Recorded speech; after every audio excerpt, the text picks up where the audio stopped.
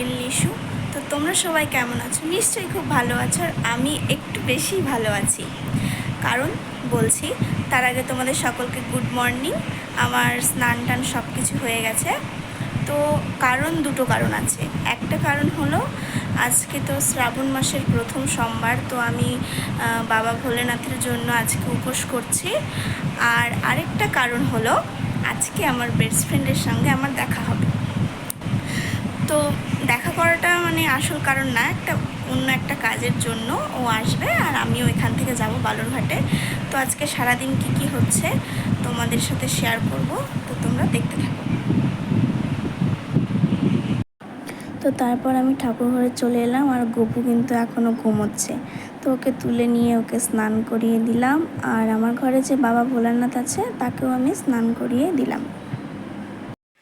তো এই দেখো, আমার পুজো কমপ্লিট হয়ে গেছে ঘরে। এখন আমাদের বাড়িতে যে মন্দির আছে ওখানে শিবলিঙ্গ আছে, তো ওখানে আমি এখন যাব, গিয়ে একটু পুজো করব। তো তারপর আমি আমাদের বাড়ির মন্দিরে চলে এলাম, আর ওখানে যে শিবলিঙ্গ রয়েছে সেখানে আমি একটু দুধ জল আর ফুল এগুলো দিয়ে পুজোটা কমপ্লিট করে নিলাম। 2000 years later. তো গাইস, এই দেখো আমি রেডি হয়ে গেছি যাওয়ার জন্য। তো এখন বাজে 11টা, আর দিশা ওদিক থেকে বেরিয়ে পড়বে একটু পরে, আমি এখন বেরোবো। তো তোমরা দেখতে থাকো ও কি করে, আমাকে দেখে কি রিয়াকশান দেয়। ও জানে আমি যাচ্ছি, তারপরে অনেক দিন পর দেখা হবে, তো আমারও খুব ভালো লাগছে আর ওরও ভালো লাগবে। তো দেখতে থাকো তোমরা। দেখো গাইজ, আমি বাড়ির থেকে বেরিয়ে গেছি, এখন গাড়িতে উঠবো, আর প্রচুর রৌদ্র, আমি তাকাতে পারছি না। চলো দেখতে থাকো। তো এটা আমাদের নদী, আত্রাই নদী। তো তারপর আমি বালুরঘাটে চলে এলাম, আর একটু ফুলের দোকান থেকে ওর জন্য এই গোলাপটা কিনেছিলাম, আর একটা ডেরি মিল্ক। আর ওই দেখো ও আসছে, রাস্তা পার হওয়ার জন্য দাঁড়িয়ে আছে। তারপরে ও চলে এলো, আর আমরা গল্প করতে করতে কলেজেও পৌঁছে গেলাম। আর ও এদিক থেকে ব্লগ করছিল, আমি এদিক থেকে ব্লগ করছিলাম। ব্যাপারটা কিন্তু বেশ ভালো ছিল। আর এই দেখো, এই কলেজটাতেই আমি আর ও দুজনেই ভর্তি হয়েছি। কলেজটা কিন্তু অনেকটাই বড়, অনেকটা জায়গা জুড়ে। তো তারপর যে কাজের জন্য আমি আরও গিয়েছিলাম সেটা হয়নি, তাই আমি আরও তারপর কলেজ থেকে বেরিয়ে গেলাম। আর কলেজের পাশে একটা পার্ক ছিল, সেখানে গিয়েছিলাম, কিন্তু সেটা ছিল বন্ধ। তাই আমরা ওখান থেকে আরেকটা যে পার্ক আছে আমাদের বালুরঘাটে, শিশু উদ্যান, সেখানে গিয়েছিলাম। তো এই দেখো, আমি আরও এখন টোটোতে করে যাচ্ছি পার্কে।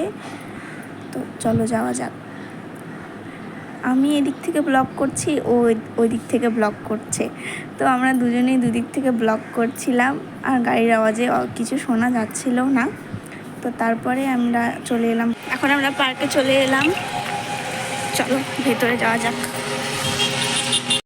তো এই দেখো, আমি আর দিশা পার্কের ভেতরে চলে এলাম। আর আমাদের শিশু উদ্যান পার্কটা কিন্তু অনেকটা জায়গা জুড়ে, মানে বিশাল বড়। তো তারপরে আমি আর ও ঘুরেই বেড়াচ্ছিলাম, জায়গা তো খুঁজে পাচ্ছিলাম না, কারণ সব একদম মানে যেই জায়গাগুলোতে একটু ছায়া রয়েছে, কারণ প্রচুর রৌদ্র ছিল, সেই জায়গাগুলো একদম ভর্তি, মানে সব কাপলরা বসে রয়েছে।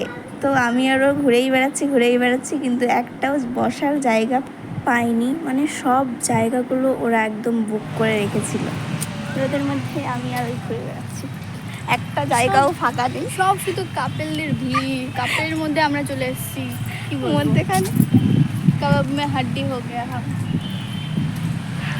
তো দেখা যাক কোথাও জায়গা পাই কিনা বসার।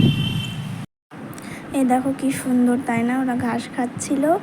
আর এই দেখো কত ফুলের গাছ, একদম পুরো ফুল ফুটে ফুটে রয়েছে গাছগুলোতে, বেশ ভালো লাগছিল। আর তারপর আমি আর ও এটার উপরে উঠে গেছিলাম, বসার জায়গা পাচ্ছি না তো কী করব।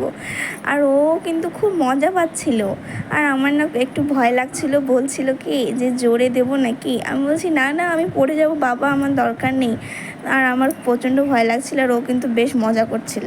তো তারপর আমি ওর জন্য যে গোলাপ আর একটা ডেরি মিল্ক কিনেছিলাম ওটা বের করলাম, আর ও ওটা দেখে অবাক হয়ে গেছে। আর মানে কি বলবে, ও নিজেও বুঝতে পারছিল না, ও খুবই খুশি হয়ে গেছিলো। আর আমারও ভালো লাগছিল ওকে দেখে, আমি ভাবতে পারিনি ও এতটা খুশি হয়ে যাবে।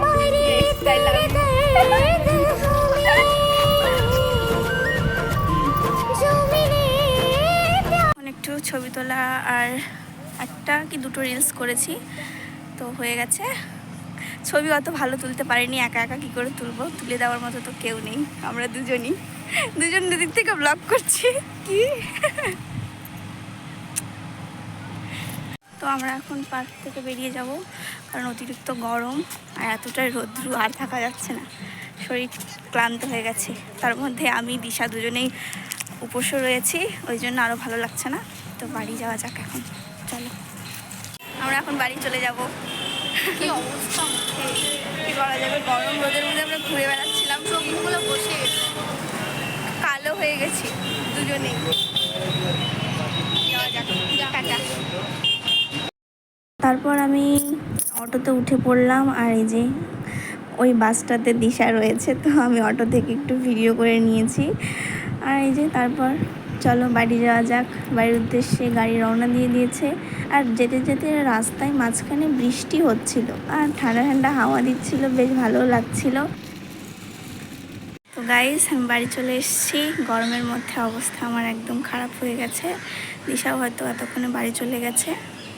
আর এই দেখো, আমি আসার সময় সবুজ চুড়ি পরে নিয়েছি, মেহেন্দিও নিয়ে এসেছি, পরবো পরে বিকেলে বসে বসে। তো আজকের ব্লগটা আমি এখানে এন্ড করছি, দেখা হচ্ছে নেক্সট ব্লগে। আমার ব্লগটা ভালো লাগলে তোমরা প্লিজ সবাই লাইক কমেন্ট শেয়ার করতে ভুলো না। আর যারা আমার চ্যানেলে নতুন, তারা আমার চ্যানেলটাকে প্লিজ সাবস্ক্রাইব করে দিও। দেখা হচ্ছে নেক্সট ব্লগে।